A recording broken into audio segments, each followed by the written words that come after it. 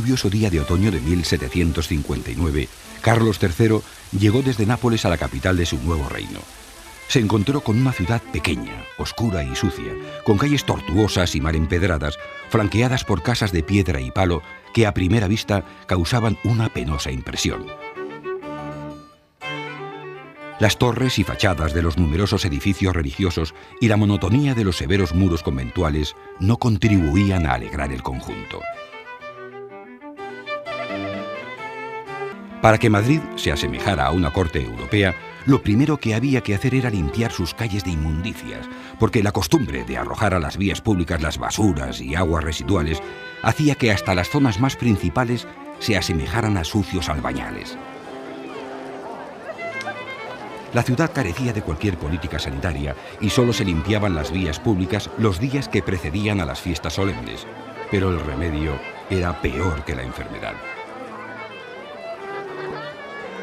El conde de Fernán Núñez cuenta que, al caer la noche, una serie de carros tirados por mulas, cuyas ruedas habían sido sustituidas por unos maderos redondos, arrastraban todo lo grueso de la inmundicia, y detrás del pestífero cortejo, algunos hombres, provistos de escobas, rebañaban los restos. Cientos de pozos negros recogían las materias fecales que los carros de Sabatini vaciaban de cuando en cuando, y aunque el verdadero alcantarillado tardaría en llegar más de un siglo, una extensa canalización subterránea recibía las aguas pluviales y las inmundicias de las calles. Lo de arreglar el trazado de las vías públicas ya era otro cantar. La ciudad estaba cercada por un muro de tierra de carácter fiscal levantado por Felipe IV, que hacía tan difíciles las reformas urbanas como su expansión natural, y solo algunas calles y plazas fueron ensanchadas o alineadas. Las fábricas reales, que necesitaban grandes superficies para sus talleres, fueron instaladas fuera del perímetro de la cerca, delimitándose desde entonces una zona industrial claramente diferenciada de la residencial. Los suntuosos edificios oficiales construidos en este reinado se hicieron sin modificar el trazado de las calles, aprovechando el espacio hasta el límite. Juan de Villanueva proyectó el Museo de Historia Natural, el Jardín Botánico y Observatorio Astronómico. Francisco Sabatini, la Real Aduana, la Puerta de Alcalá, las Reales Caballerizas y, junto con Hermosilla, el Colegio de Cirugía de San Carlos y el Cuartel de San Gil. Hermosilla también urbanizó el curso del arroyo de la Castellana para dar lugar al Salón del Prado, con sus fuentes de Cibeles, Neptuno y Apolo, aprovechando un terreno amplio y despejado de propiedad real. Desde Cibeles a Sol, la calle de Alcalá completaría una zona espléndida donde los grandiosos edificios sucedían a los jardines y fuentes del Prado en perfecta armonía.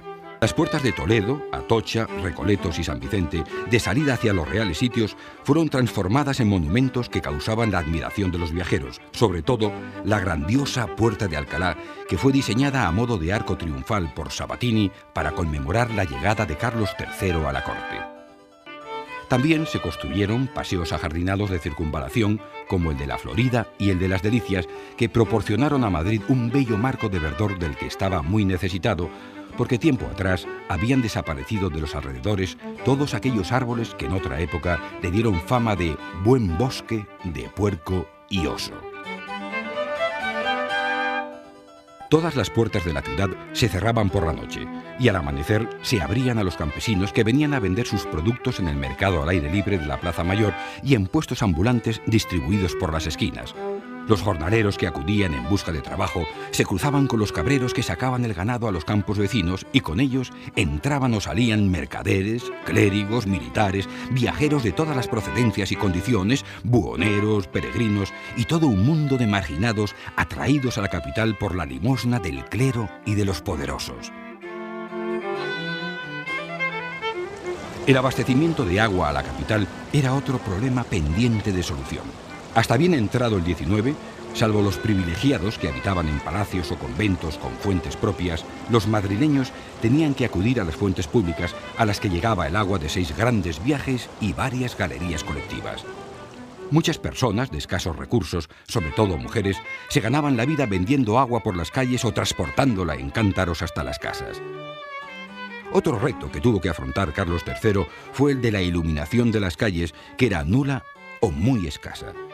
Toda clase de maleantes, embozados en sus largas capas y tapados con grandes sombreros de alas que los hacían irreconocibles, sembraban de violencia la ciudad con una casi total impunidad. Madrid estaba lleno de lugares peligrosos que se convertían en intransitables al abrigo de las sombras de la noche, y nadie se atrevía a salir sin la compañía de forzudos sirvientes armados y con luces. Las ordenanzas municipales obligaban al vecindario a colocar farolas en ciertas fachadas, pero eran desobedecidas de forma sistemática y solo había tenues lamparillas ante las imágenes sagradas de algunas esquinas. En 1765, el día de Santa Teresa, se encendieron por primera vez los 4.408 faroles de cristal sobre palomillas de hierro que iban a iluminar las calles desde el toque de oración hasta la medianoche. Estaban instalados a 12 pies de alto, sobresaliendo vara y media de la pared, de modo que los encargados de encender las velas de sebo de su interior tenían que subirse en una buena escalera. En los barrios populares, como el de La Latina y Avapiés, habitados por personas de bajo nivel, la vida discurría al mismo ritmo que en las aldeas.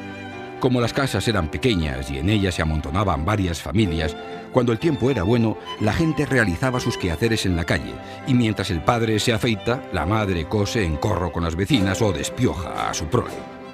Todos estos barrios se caracterizaban por la casa de corredor, las corralas, lo que luego se han llamado que era una creación muy madrileña y que se puede, en fin, qué sé yo, juzgar de muchas maneras, pero que tampoco era una cosa absolutamente miserable y pobre.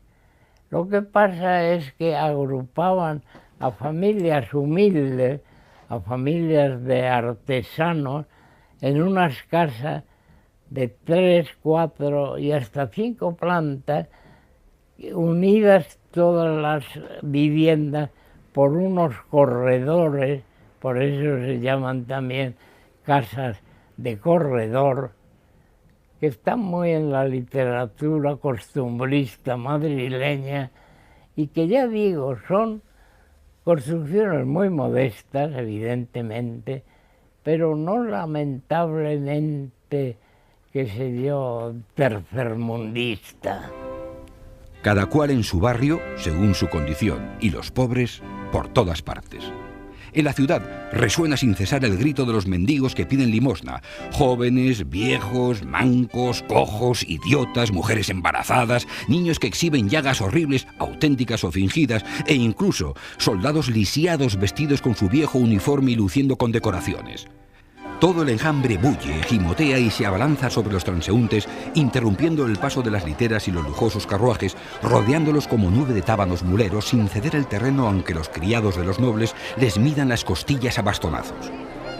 En las gradas de la iglesia de San Felipe de la Puerta del Sol o bajo las arcadas de la Plaza Mayor, familias enteras de jornaleros que vienen desde el pueblo, empujados por el hambre, escuchan embelesados a los ciegos, verdadera élite de los mendigos, que cantan las últimas novedades de la corte. Madrid, especialmente Madrid, le debe mucho. En la capital quedaron como testimonio suyo puertas, bibliotecas, academias, jardines, fuentes, palacios, fábricas, paseos, un banco nacional, un jardín botánico y un largo etcétera imposible de resumir en este breve recordatorio.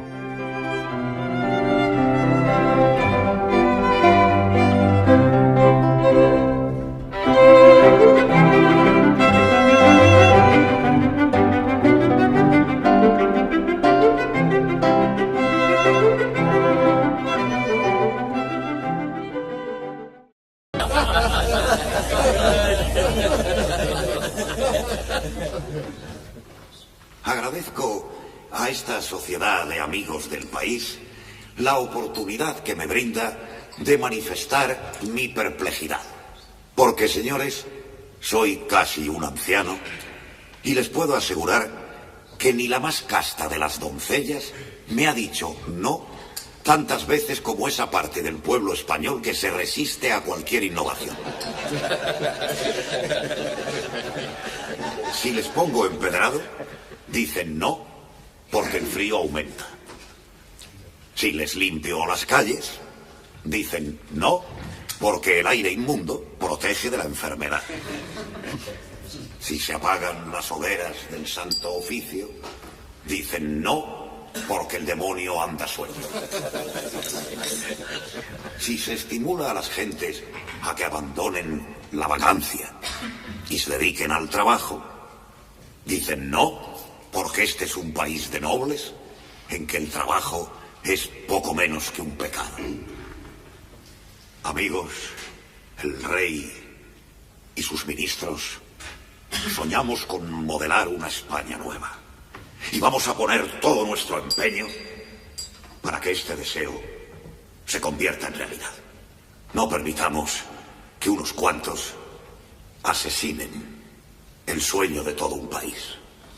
Porque el sueño, como bien se dice en una tragedia inglesa, es el alimento más dulce que se sirve a la mesa de la vida. ¡Viva la Ilustración! ¡Vivan las luces!